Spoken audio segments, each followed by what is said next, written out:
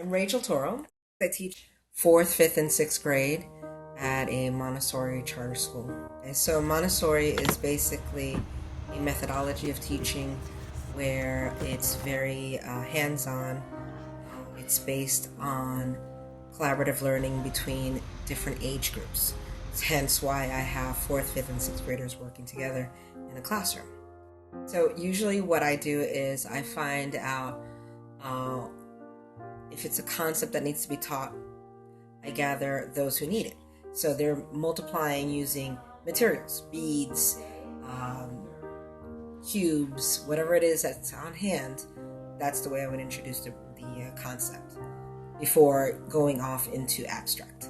Usually in a more conventional school, things are done with dittos or textbooks. In essence, what I'm really planning for is not necessarily the materials that I'm going to use. It's more necessarily the groupings of children. So I have to introduce things in a way where it's not being taught beneath them or too high above them, but just on point. And it all depends on the grouping of the children. So I'll base myself on that. But I think in this age, you have to be a little bit more inventive than what was designed in the turn of the century. I get bored of things too, so I have to freshen up. How can I repackage this using the basis of the Montessori materials, but for the new crop of kids?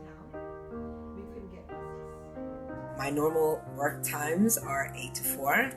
I arrive at 7:30 in the morning, and I don't end until maybe, if I'm lucky, 5.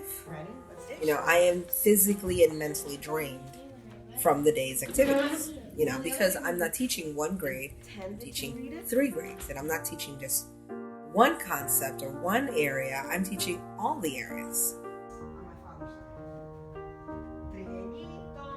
It's pre-planning and also documentation as you're doing it, as well as documentation after, because then you have to reflect. So documentation of things is a lot of work. Not only documentation for the children, but then making sure that my documentation for my own, professional development is also kind of tedious. I feel like those things that are important to me as a Montessori teacher get pushed aside, at times overwhelming. I'm always on, a balance beam. I'm always, wondering if I'm going to fall off, and if I do fall off, how quickly can I get back on? I teach Montessori because I truly believe in the methodology. There have been many success stories, and I love saying them, but ultimately it is difficult. But I don't see myself doing anything else. Yes, it would be a lot easier. Everything's scripted for you now. I can teach like that. You can teach anybody to teach like that. Montessori, it takes a little bit more inventiveness. And sometimes I don't feel like I make a difference. Other days I feel like, oh my God, I made a difference. But when they come up to me after high school and visit me and say, I remember how much you drove me crazy with writing paragraphs. Thank you.